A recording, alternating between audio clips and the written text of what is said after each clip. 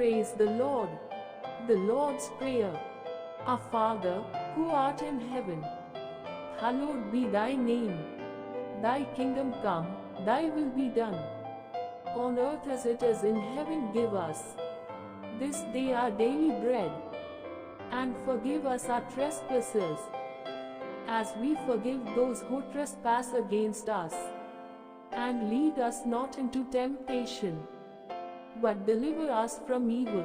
For thine is the kingdom, the power and the glory, forever and ever. Amen.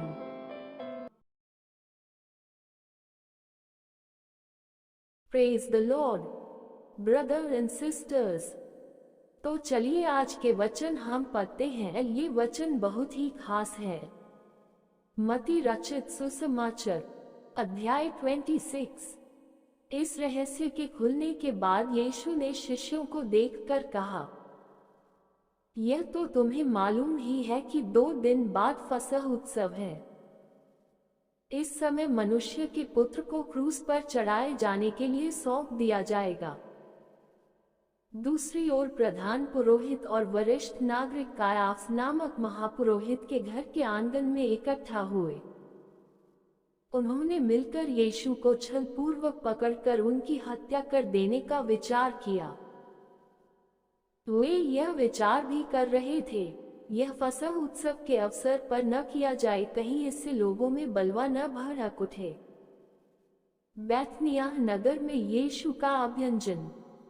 जब यीशु बैतनिय्याह गांव में शिमोन के घर पर थे, वही शिमोन जिसे पहले कोढ़ रोग हुआ था, एक स्त्री उनके पास संगमरमर के बर्तन में कीमती इत्र लेकर आई। उसे उसने भोजन के लिए बैठे यीशु के सिर पर उंडेल दिया। यह देख शिष्य गुस्सा हो कहने लगे, यह फिजूल खर्ची किस लिए? यह इत्र तो ऊंचे दाम पर बिक सकता था और प्राप्त धनराशि गरीबों में बांटी जा सकती थी। इस विषय को जानकर यीशु ने उन्हें झिड़कते हुए कहा, क्यों सता रहे हो इस स्त्री को? इसने मेरे हित में एक सराहनीय काम किया है। निर्धन तुम्हारे साथ हमेशा रहेंगी, किंतु मैं तुम्हारे साथ हमेशा नहीं रहूंगा। मुझे मेरे अंतिम संस्कार के लिए तैयार करने के लिए इसने यह इत्र मेरे शरीर पर उंडेला है। सच तो यह है कि सारे जगत में जहां कहीं यह सुसमाचार प्रचार किया जाएगा, इस स्त्री के इस कार्य का वर्णन भी इसकी याद में किया जाएगा। यहूदा का धोखा। तब कारियोतवासी यहूदा, जो 12 शिष्यों में से एक था, प्रधान पुरोहितों के पास गया और उनसे विचार विमर्श करने लगा, यदि मैं यीशु को पकड़वा दूं तो आप मुझे क्या देंगे? उन्होंने उसे गिनकर चांदी के 30 सिक्के दे दिए। उस समय से वह यीशु को पकड़वाने के लिए सही अवसर की ताक में रहने लगा। फसह भोज की तैयारी। खमीर रहित रोटी के उत्सव के पहले दिन शिष्यों ने यीशु के पास आकर पूछा, हम आपके लिए फसह भोज की तैयारी कहाँ करें? आप क्या चाहते हैं? यीशु ने उन्हें निर्देश दिया, नगर में एक व्यक्ति विशेष के पास जाना और उससे कहना, गुरुवर ने कहा है, मेरा समय पास है। मुझे अपने शिष्यों के साथ आपके घर में फसह उत्सव मनाना है। शिष्यों ने वैसा ही किया जैसा यीशु ने निर्देश दिया था और उन्होंने फसह भोज तैयार किया। संध्या समय यीशु अपने 12 शिष्यों के साथ बैठे हुए थे। जब वे भोजन कर रहे थे, यीशु ने उनसे कहा, मैं तुम पर एक सच प्रकट कर रहा हूँ, तुम्ही में एक है जो मेरे साथ धोखा करेगा। बहुत उदास मन से हर एक शिष्य यीशु से पूछने लगा, प्रभु, वहां मैं तो नहीं हूँ। यीशु ने उन्हें उत्तर दिया, जिसने मेरे साथ कटोरे में अपना कौर डुबोया था, वही है जो मेरे साथ धोखा करेगा। मनुष्य के पुत्र को तो जैसा कि उसके विषय में पवित्र शास्त्र में लिखा है, जाना ही है, किंतु धिक्कार है उस व्यक्ति पर जो मनुष्य के पुत्र के साथ धोखा करेगा। उस व्यक्ति के लिए अच्छा तो यही होता कि उसका जन्म ही न होता। यहूदा ने, जो यीशु के साथ धोखा कर रहा था, उनसे प्रश्न किया, रब्बी, वह मैं तो नहीं हूं ना? यीशु ने उसे उत्तर दिया, यह तुमने स्वयं ही कह दिया है। जब वे भोजन के लिए बैठे, यीशु ने रोटी ली, उसके लिए आशीष विनती की, उसे तोड़ी और शिष्यों को देते हुए कहा, यह लो, खाओ, यह मेरा शरीर है। तब यीशु ने प्याला लिया, उसके लिए धन्यवाद दिया तथा शिष्यों को देते हुए कहा, तुम सब इसमें से पियो। यह वाचा का मेरा लहू है जो अनेकों की पाप क्षमा के लिए उंडेला जा रहा है। मैं यह बताना चाहता हूँ कि मैं दाख का रस उस दिन तक नहीं पीऊंगा जब तक मैं अपने पिता के राज्य में तुम्हारे साथ दाख रस दोबारा नहीं पीऊं। एक भक्ति गीत गाने के बाद वे जैतून पर्वत पर चले गए। शिष्यों की भावी निर्बलता की भविष्यवाणी। यीशु ने शिष्यों से कहा, आज रात तुम सभी मेरा साथ छोड़कर चले जाओगे, जैसा कि इस संबंध में पवित्र शास्त्र का लेख है। मैं चरवाहे का संहार करूंगा और झुंड की सभी भेड़ें तितर बितर हो जाएंगी।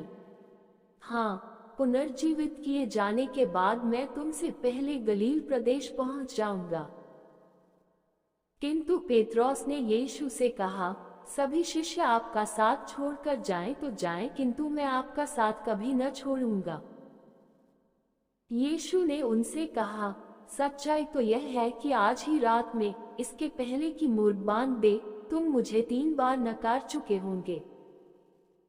पेत्रोस ने दोबारा उनसे कहा, मुझे आपके साथ यदि मृत्यु को भी गले लगाना पड़े तो भी मैं आपको नहीं नकारूंगा।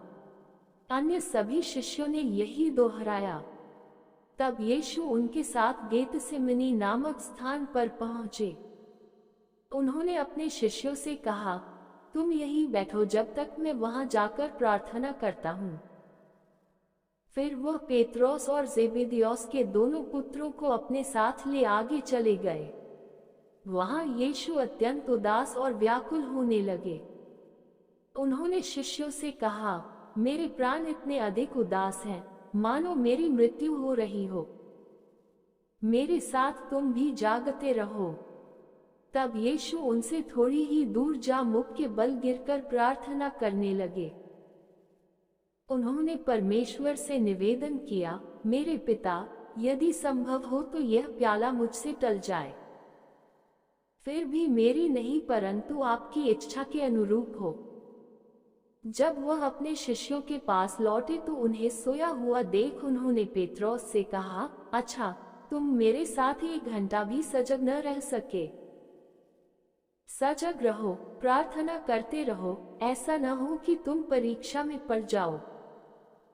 हाँ, निस्संदेह आत्मा तो तैयार है किंतु शरीर दुर्बल। तब यीशु ने दूसरी बार जाकर प्रार्थना की, मेरे पिता, यदि यह प्याला मेरे पिए बिना मुझसे टल नहीं सकता तो आप ही की इच्छा पूरा हो। वह दोबारा लौट कर आए तो देखा कि शिष्य सोए हुए हैं, क्योंकि उनकी पलकें बोझिल थी। एक बार फिर वह उन्हें छोड़ आगे चले गए और तीसरी बार प्रार्थना की और उन्होंने प्रार्थना में वही सब दोहराया। तब वह शिष्यों के पास लौटे और उनसे कहा, क्या तुम अभी भी सो रहे और आराम कर रहे हो? बहुत हो गया, देखो, आ गया है वह क्षण। मनुष्य का पुत्र पापियों के हाथों पकड़वाया जा रहा है। उठो, यहाँ से चलें। देखो, जो मुझे पकड़वाने पर है, वह आ गया। यीशु का बंदी बनाया जाना। यीशु अपना कथन समाप्त भी न कर पाए थे कि यहूदा, जो 12 शिष्यों में से एक था, वहां आ पहुंचा। उसके साथ एक बड़ी भीड़ थी, जो तलवारें और लाठियां लिए हुए थी। ये सब प्रधान पुरोहितों और कुरनियों की ओर से भेजे गए थे। यीशु के विश्वासघाती ने उन्हें यह संकेत दिया था, मैं जिसे चूमूं, वही होगा वह, उसे ही पकड़ लेना। वहां पहुंचते ही यहूदा सीधे मसीह यीशु के पास गया और उनसे कहा, प्रणाम रब्बी, और उन्हें चूम लिया। यीशु ने यहूदा से कहा, मेरे मित्र, जिस काम के लिए आए हो उसे पूरा कर लो। उन्होंने आकर यीशु को पकड़ लिया। यीशु के शिष्यों में से एक ने तलवार खींची और महापुरोहित के दास पर चला दी, जिससे उसका कान कट गया। यीशु ने उस शिष्य से कहा, अपनी तलवार को म्यान में रखो। जो तलवार उठाते हैं वे तलवार से ही नाश किए जाएंगे। क्या तुम यह तो सोच रहे कि मैं अपने पिता से विनती नहीं कर सकता और वह मेरे लिए स्वर्गदूतों के 12 या उससे अधिक लेगियोन नहीं भेज सकते? फिर भला पवित्र शास्त्र के लेख कैसे पूरे होंगे जिनमें लिखा है कि यह सब इसी प्रकार होना अवश्य है।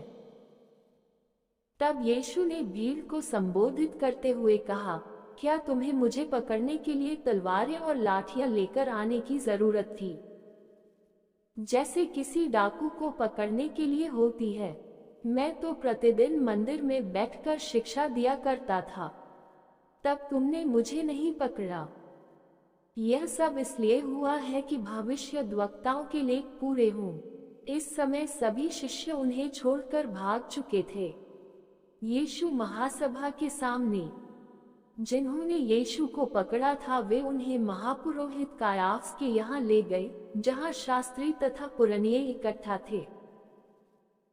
पेत्रोस कुछ दूरी पर यीशु के पीछे पीछे चलते हुए महापुरोहित के आंगन में आ पहुंचे और वहां वह प्रहरियों के साथ बैठ गए कि देखिए आगे क्या क्या होता है।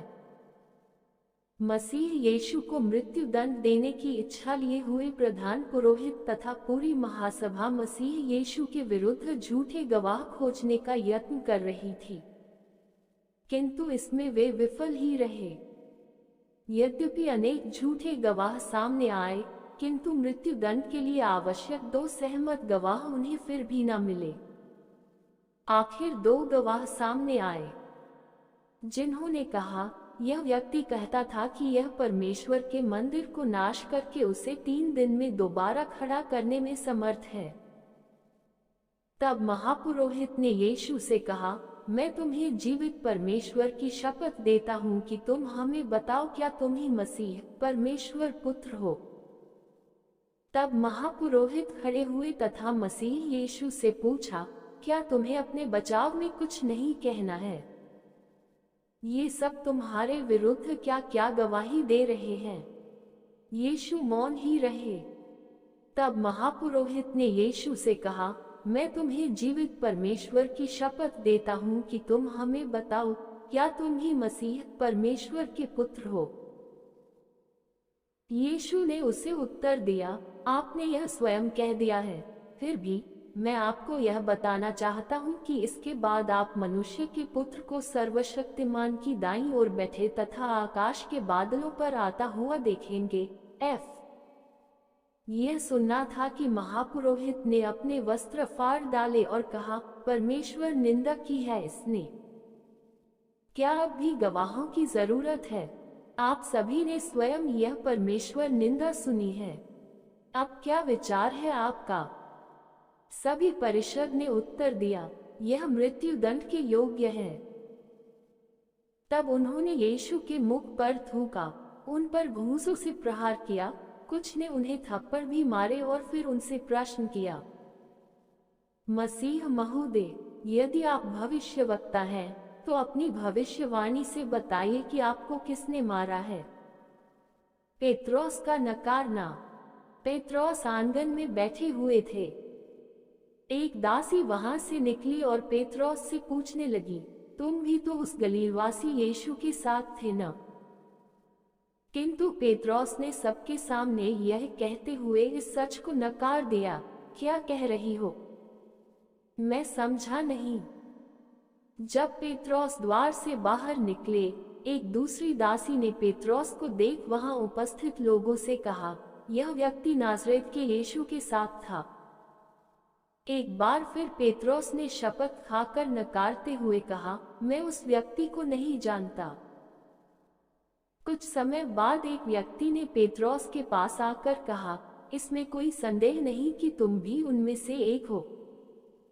तुम्हारी भाषा शैली से यह स्पष्ट हो रहा है। पेत्रोस अपशब्द कहते हुए शपथ खाकर कहने लगे, मैं उस व्यक्ति को नहीं जानता। उनका यह कहना था कि मुर्ग ने बांध दी। पेत्रोस को यीशु की वह कही हुई बात याद आई, इसके पूर्व कि मुर्ग बांध दे तुम मुझे 3 बार नकार चुके होगे। पेत्रोस बाहर गए और फूट फूट कर रोने लगे। यीशु मसीह की जय हो।